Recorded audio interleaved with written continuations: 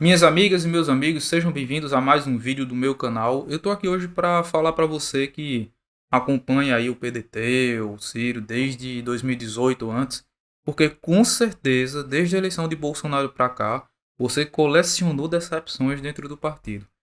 E eu queria compartilhar com vocês qual é a forma que eu pessoalmente lido com isso. E eu vou aqui apontar isso através de três casos que envolvem três pessoas diferentes do partido. Inclusive, duas já saíram do PDT. E por que eu vou falar dessas três pessoas? Porque eu quero apontar o dedo para elas de jeito nenhum. Mas é porque são as pessoas que mais tiveram apoio na militância do PDT, que tiveram, assim, gerado sobre eles uma grande expectativa de renovação, de luta e tal. E, enfim, por ordem cronológica, obviamente você já deve estar pensando que é ela. Começando pela Tabata. Ali no começo do governo Bolsonaro, ela votou a favor da reforma da Previdência. E isso é uma divergência de programa, porque o partido fechou questão e ela estava lá quando o partido fechou questão e mesmo assim votou contra e ela já foi dando indícios disso antes. Ela foi lá colocar publicações tentando apontar similaridades entre a tal proposta do Paulo Guedes e a do Ciro, similaridades essas que não batiam, sabe? E que não iam no centro da questão pelo qual a gente não concordava com a proposta. E por que é que eu quero compartilhar com vocês como eu reajo a isso? Tanto no caso dela quanto nos outros que eu vou falar. Porque eu não reajo direto sobre o fato que ela votar diferente ou ela ser contra o que o partido defende. Mas em si, porque um erro, as pessoas podem cometer erros e depois se arrependerem, mudarem de ideia e tal. Quando a pessoa comete um erro, eu espero ela se explicar. Não só porque ela merece o direito de se explicar, mas porque quando a pessoa vai te explicar sobre uma coisa que você considera um erro, é ali que você conhece melhor ainda a pessoa. Vê só, ela poderia dizer, votei nisso porque achei melhor e pronto. E ela poderia dizer, ó, divergimos, tal, achei que não deveria ser tão duro comigo o partido tal, ponto. Mas se é para ser assim, sairei. Isso é uma pessoa que age com transparência. Mas a Tabata, ao invés disso, ela tentou se refugiar numa coisa inventada. Ela tentou inventar que o Ciro estaria sendo machista com ela, falando de uma passagem que o Ciro usa em quase toda a palestra dele. Ele sempre diz o seguinte: ah, por que é que tal pessoa não resolveu o problema da presidência e tal? Ah, porque a pessoa serve a dois senhores. Isso é uma passagem bíblica, né? E eu sirvo um senhor só. O meu senhor é o povo brasileiro. Você não pode servir ao interesse do mercado e ao do povo ao mesmo tempo, porque você vai servir mais a um do que ao outro. Que é o que a gente conhece aí do Lula, né? Mas enfim. E aí a Tabata tentou dizer que quando o Ciro fala dessas coisas, né, que ela servia a dois senhores e tal, no caso você não pode servir ao mercado e ao povo ao mesmo tempo, que o Ciro estaria falando entre ele e um cara de outros movimentos que a Tabata participava. Isso é o que me decepcionou mais do que a Previdência. Porque a Previdência é uma coisa que você pode ser um erro que depois você aprende com ele. Agora, tentar usar o feminismo numa condição forçada para ser um escudo para sua decisão, isso é uma decepção terrível. E se você for mais para frente, chegar ali em 2020, o Túlio Gadelha não aceitou muito ali que tenha sido a decisão do PDT apoiar o João Campos, havia ali um acordo e tal.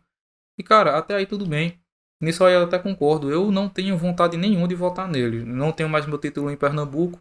Já vim para outro estado, mas tipo, se eu tivesse lá, eu não ia querer mesmo votar em João Campos.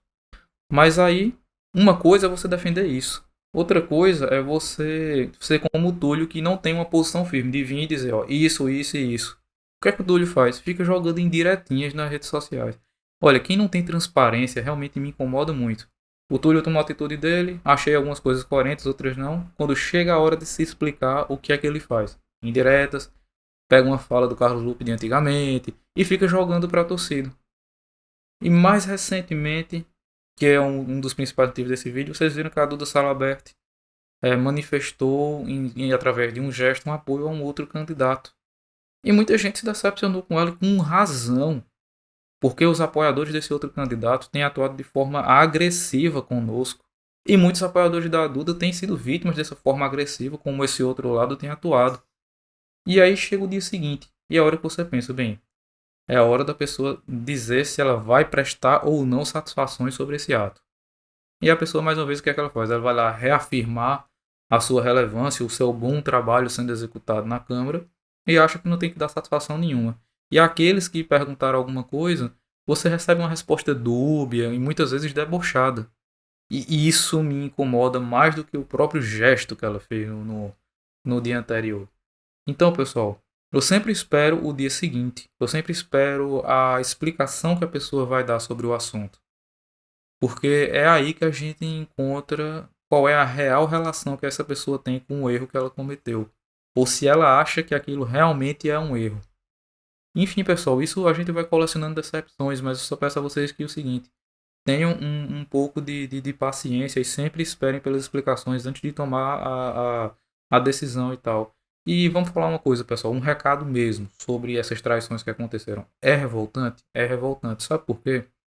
Porque eu tenho certeza que se você está aí na luta, você está aí dedicando seu tempo, sua energia, que poderia estar sendo empregado em qualquer outra coisa, você está lá dando tempo, energia e muitas vezes dinheiro, trabalho voluntário, vai para a rua, se propõe a conversar com pessoas divergentes e tal, para construir, e vem gente que está lá já dentro, que tem poder mais do que nós que estamos aqui de fora, e joga contra.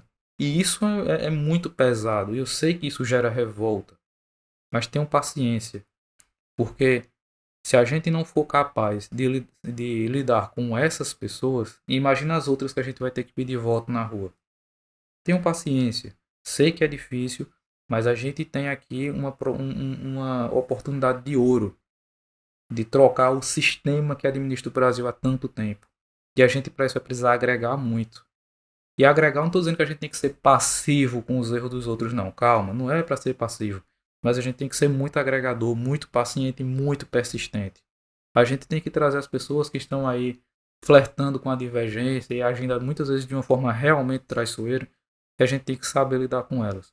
Sem nenhuma agressividade. A agressividade da gente tem que ser contra o sistema das coisas que estão erradas.